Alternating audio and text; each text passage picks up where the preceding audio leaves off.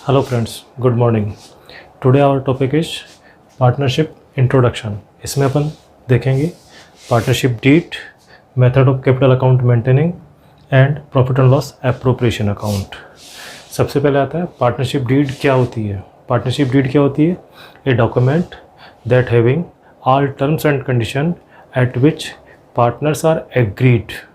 वो terms condition जिसके ऊपर partners agree होते हैं पार्टनरशिप चलाने के लिए. इस पार्टनरशिप डीड के ऊपर सभी पार्टनर्स के साइन किए हुए होते हैं और एक स्टैम्प पेपर पर लिखी जाती है. Stamp paper according to the state rules. इसके ऊपर स्टैम्प पेपर का जो अमाउंट होगा हर स्टेट वाइज अलग अलग होता है. तो this is the partnership deed. Contents. Partnership deed में क्या क्या लिखे हुए होते हैं. पार्टनरशिप डीड में आता है, सबसे पहले आता है नेम ऑफ फर्म. फर्म का क्या नाम है, फर्म का एड्रेस क्या है, क्या एड्रेस है फर्म का. दूसरा आएगा name and address of the partners. कितने पार्टनर्स हैं, उनके क्या क्या नाम है और उनका एड्रेस क्या क्या है. और इसके अलावा फिर आएगा आपके पास में बिज़नेस.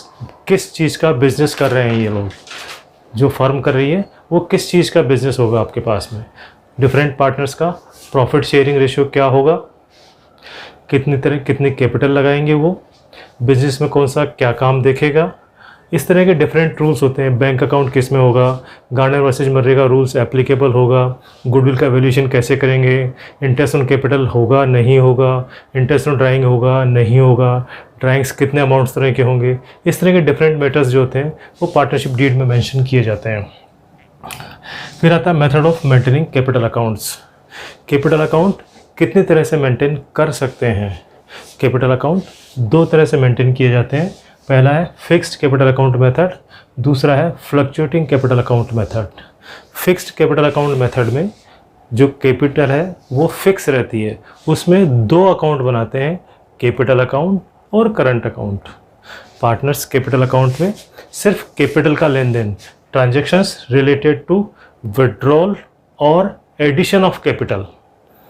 कैपिटल अकाउंट जो मेंटेन करते हैं उसमें सिर्फ दो ही तरह के ट्रांजेक्शन्स रिकॉर्ड करते हैं, एडिशनल कैपिटल और विड्रॉल ऑफ कैपिटल. इस तरह से नॉर्मली ये काम कम होता है, इसलिए कैपिटल अकाउंट का बैलेंस ओपनिंग और closing over a longer period remain constant. इसलिए इस मेथड को कहते हैं फिक्स्ड कैपिटल अकाउंट मेथड. इसमें कैपिटल अकाउंट का बैलेंस हमेशा क्रेडिट ही रहेगा, कभी भी कैपिटल अकाउंट का बैलेंस डेबिट नहीं आएगा. इनमें सिर्फ वही ट्रांजेक्शन रिकॉर्ड करते हैं, एडिशनल कैपिटल, बिजनेस में कैपिटल लगाई हो उसने एडिशनल, या कैपिटल में से पैसे विड्रॉ किए हों तो इसमें रिकॉर्ड करते हैं. तो this is the capital account. इसमें दूसरा अकाउंट मेंटेन करते हैं पार्टनर्स करंट अकाउंट. इन दो ट्रांजेक्शन्स के अलावा बाकी सभी तरह के transactions are recorded in current account.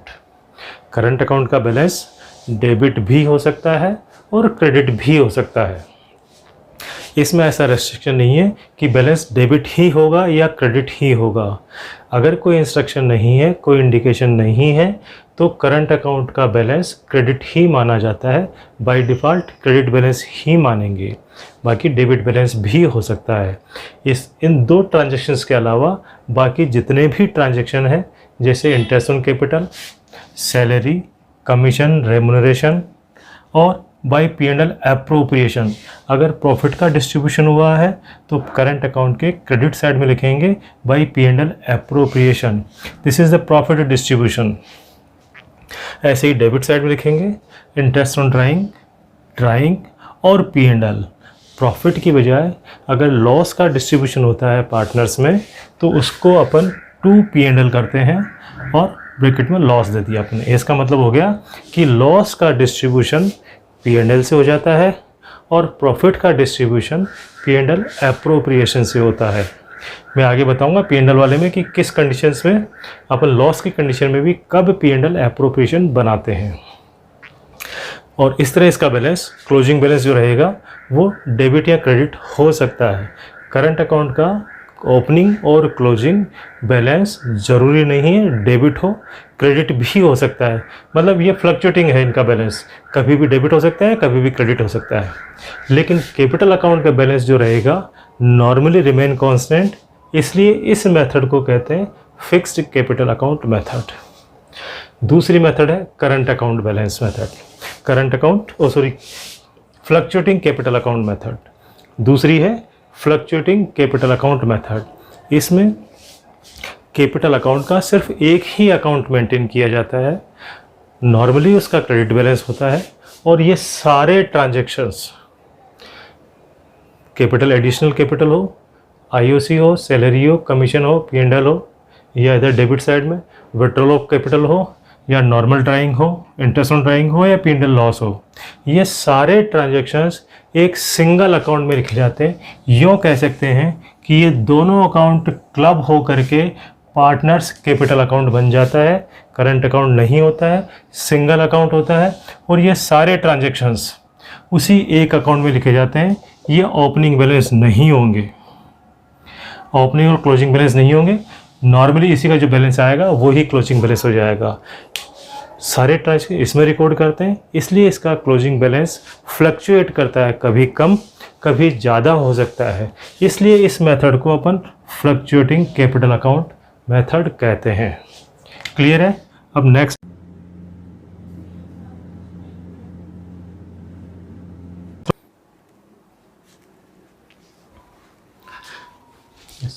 our next topic is limited liability partnership, LLP। LLP का एक्ट है, एक्ट 2008। नाउ डेफिनेशन क्या होगी इसकी? Any partnership formed and registered under this act is called LLP। जो भी पार्टनरशिप LLP में registered होगी उसी को LLP कहेंगे। यस। Next, special features. कौन कौन सी स्पेशल फीचर्स इसके LLP के साथ में? पहला दिया एप्लीकेबल लॉ। LLP के लिए एप्लीकेबल लॉ होता है 2008। ऑर्डिनरी पार्टनरशिप के लिए होता है इंडियन पार्टनरशिप एक्ट 1932।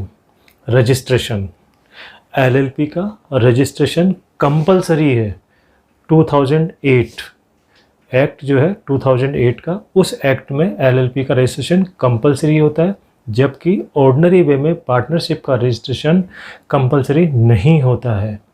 क्रिएटेड, ये LLP जो होती है that was created by registration under the law. इस लॉ में रजिस्ट्रेशन हो जाएगा तभी उस LLP का क्रिएशन होगा। ऑर्डिनरी पार्टनरशिप का क्रिएशन बाय एग्रीमेंट, एग्रीमेंट हो गया पार्टनर्स में, चाहे वर्बल हो चाहे रिटर्न हो, तो वो पार्टनरशिप क्रिएटेड मान ली जाएगी। Body corporate be its partner, एक लिमिटेड कंपनी जो होती है वो LLP का पार्टनर हो सकती है, लेकिन जो ऑर्डिनरी पार्टनरशिप होती है उसमें एक कंपनी, लिमिटेड कंपनी जो होती है वो पार्टनर नहीं बन सकती है। इसका रीज़न मैं यहाँ बताऊँगा नंबर ऑफ़ पार्टनर्स के साथ में। Yes, separate legal entity. LLP में इसकी जो लीगल एंटिटी है वो इसके पार्टनर से बिल्कुल अलग है। LLP का जो बिज़नेस है, जो LLP के एग्रीमेंट्स हैं, वो किसी भी पार्टनर के अगेंस्ट में एनफोर्सेबल नहीं होते हैं। LLP के एग्रीमेंट से इसके पार्टनर्स को कोई लेना देना नहीं है, जबकि ऑर्डिनरी पार्टनरशिप में जो पार्टनरशिप का एग्रीमेंट होता है, थर्ड पार्टी से जो एग्रीमेंट होता है, पार्टनरशिप का जो बिज़नेस होता है, उसमें सभी पार्टनर्स का इन्वॉल्वमेंट होता है। सभी पार्टनर्स उस एग्रीमेंट को जो थर्ड पार्टी से किया है बिजनेस एग्रीमेंट, उसको मानने के लिए बाध्य होते हैं। That agreement from third party is enforceable against each partner और अगेंस्ट ऑल पार्टनर्स जॉइंटली। सभी पार्टनर से वो काम करवा सकते हैं third party. Yes, perpetual succession. Perpetual succession का मतलब होता है कि इसके पार्टनर्स के साथ में कुछ भी, कोई भी पार्टनर का एडमिशन होता है, रिटायरमेंट होती है, डेथ होता है, इंसॉल्वेंट होता है, तो LLP पे कोई फ़र्क नहीं पड़ेगा। परपेचुअल सक्सेशन का मतलब LLP पे कोई फ़र्क नहीं पड़ेगा पार्टनर्स के साथ में कुछ भी होता हो। जबकि ऑर्डिनरी पार्टनरशिप में कोई पार्टनर इंसॉल्वेंट हो जाता है, डेथ हो जाती है, ल्यूनेटिक हो जाता है, तो पार्टनरशिप डीड में अगर कुछ मेंशन नहीं है तो पार्टनरशिप को बंद करना पड़ता है। यस, नेक्स्ट आएगा number of partners. Number of partners, LLP में मिनिमम नंबर ऑफ़ पार्टनर्स तो 2 होते हैं, लेकिन मैक्सिमम नंबर ऑफ़ पार्टनर्स की कोई लिमिट नहीं होती है LLP में, जबकि ऑर्डिनरी पार्टनरशिप में 50 होती है मैक्सिमम लिमिट। इसलिए यहाँ पे कॉर्पोरेट बॉडी को पार्टनर नहीं बना सकते। जैसे मान लो नई फर्म बनी है XYZ अपन फर्म बनाते हैं एक, इसके दो पार्टनर होते हैं, X firm plus Y firm. X firm में 10 पार्टनर है और वाई फर्म में 15 पार्टनर है। ठीक है, तो इस नई फर्म के कितने पार्टनर होंगे? 25 पार्टनर माने जाएंगे। तो ये चीज ऑर्डिनरी पार्टनरशिप में पॉसिबल है, क्योंकि वहां पे मैक्सिमम लिमिट 50 को एक्सीड नहीं की। लेकिन यही अगर वाई कंपनी होती है, एक कंपनी के पार्टनर्स जो थे प्राइवेट लिमिटेड के केस में 200 होते हैं, एक प्राइवेट लिमिटेड केस में 200 होते हैं और पब्लिक लिमिटेड अनलिमिटेड होते हैं। तो वहाँ पे जैसे मान लो 150 मेंबर हो गए, शेयर होल्डर हो गए, ऐसे कह सकते हैं अपन, शेयर होल्डर हो गए आपके पास में 150। तो यहाँ पे लिमिट 150 प्लस 10 160 हो गई। तो ऑर्डिनरी जो पार्टनरशिप फर्म होगी उसमें लिमिट एक्सीड हो जाती है, इसलिए उसमें एक कंपनी पार्टनर नहीं हो सकती है, जबकि इस एलएलपी में कोई भी कॉरपोरेट बॉडी पार्टनर हो सकती है, क्योंकि मैक्सिमम लिमिट नहीं है इसकी। ठीक है, क्योंकि यहाँ पे जो पार्टनर माने जाएंगे in case of firm, 2 partner नहीं माने जाएंगे, 10 और 15 25 माने जाएंगे। और यहाँ पे जो पार्टनर माने जाएंगे 150 और 10 160 पार्टनर माने जाएंगे। अब जो पार्टनर होंगे आपके पास में 160 पार्टनर माने जाएंगे। जितने शेयर होल्डर होते हैं उनको पूरे को पार्टनर मान के चलते हैं। तो यहाँ पे तो मैक्सिमम की लिमिट नहीं है, इसलिए यहाँ पे ये पॉसिबल है कि कोई भी कंपनी इसका पार्टनर बन सकती है। ऑर्डिनरी पार्टनरशिप में पॉसिबल नहीं है, क्यों कि वो किसी भी समय मैक्सिमम लिमिट को एक्सीड कर सकते हैं। ओनरशिप ऑफ एसेट्स, एलएलपी में जो फर्म के एसेट्स है उनका मालिक एलएलपी ही होती है, जबकि ऑर्डिनरी पार्टनरशिप में जो फर्म की एसेट्स होती है उसके सारे पार्टनर्स जो होते हैं वो को ओनर या जॉइंट ओनर माने जाते हैं। लिमिटेड लाइबिलिटी, यहाँ पे एलएलपी में पार्टनर्स की लाइबिलिटी है वो लिमिटेड है up to their capital contribution. जितना पैसा उन्होंने कैपिटल का इन्वेस्ट किया है एलएलपी में वहीं तक उनकी लाइबिलिटी है, जबकि ऑर्डिनरी पार्टनरशिप में ये लाइबिलिटी अनलिमिटेड होती है। फर्म की लाइबिलिटी को चुकाने के लिए उनको अपना पर्सनल एसेट्स बेच करके भी फर्म की लाइबिलिटी चुकानी पड़ सकती है। तो in case of ordinary firm, ordinary partnership, the liability is unlimited, and in case of LLP, liability is limited up to their capital contribution. So these are the special features of LLP. Now the duties of partner, अपन जो ordinary partnership की बात कर रहे हैं, partnership act 1932 के अंदर जो partnership बनती है उसमें एक पार्टनर की क्या क्या ड्यूटीज है वो बता रहे हैं। Devote due time to the business, हर पार्टनर की ये जिम्मेदारी है कि फर्म के बिजनेस को वो पर्याप्त सफिशेंट टाइम देवे, फर्म के बिजनेस में इन्वॉल्व रहे। हाँ, पार्टनरशिप ड्यूटीज़ में, पार्टनरशिप एग्रीमेंट में उसको एग्जम्प्ट किया हुआ है तो बात अलग है, अदरवाइज उसको फर्म के बिजनेस को टाइम देना पड़ेगा। Carry the firms business diligently, firm के बिजनेस को सोच समझ करके अच्छी तरह से निर्णय लेकर के, जैसे अपने खुद का बिजनेस है इस तरह से मान करके फर्म के बिजनेस को करेगा। जैसे कोई भी आदमी अपनी चीज़ को, अपने बिजनेस को जिस तरह से करता है बस उसी तरह से वो फर्म के बिजनेस को करेगा। Act within the authority given, partnership deed में उसको जो ऑथोरिटी मिली है, जिस तरह का काम करने की परमिशन है, जो पावर मिले हैं उसी पावर के अंदर वो काम करेगा। अपने पावर से बाहर जा कर के वो पार्टनरशिप फर्म में कोई भी काम नहीं करेगा। Not to engage in competitive business, ऐसा कोई बिजनेस नहीं करेगा जिससे फर्म से कंपटीशन हो। कोई भी पार्टनर ऐसा कोई बिजनेस नहीं करेगा जिससे फर्म से कंपटीशन हो। अगर ऐसा करता है तो उसको जो कम्पिटिटिव बिजनेस किया है उसमें जितना प्रॉफिट होता है वो प्रॉफिट फर्म को पेमेंट करना पड़ेगा। और यदि उस कम्पिटिटिव बिजनेस करने से उसको लॉस हुआ है तो लॉस वो खुद बियर करेगा, लॉस फर्म बियर नहीं करेगी। जो प्रॉफिट होगा वो फर्म को देना पड़ेगा। Indemnify for the wilful negligence, अगर उसने ऐसा कोई काम किया है जानबूझ करके जिससे फर्म को लॉस हुआ है, नुकसान हुआ है, तो उस नुकसान को कंपनसेट करेगा फर्म को। उस नुकसान, जितना नुकसान हुआ है वो फर्म को कंपनसेट करेगा। तो these are the some things. यदि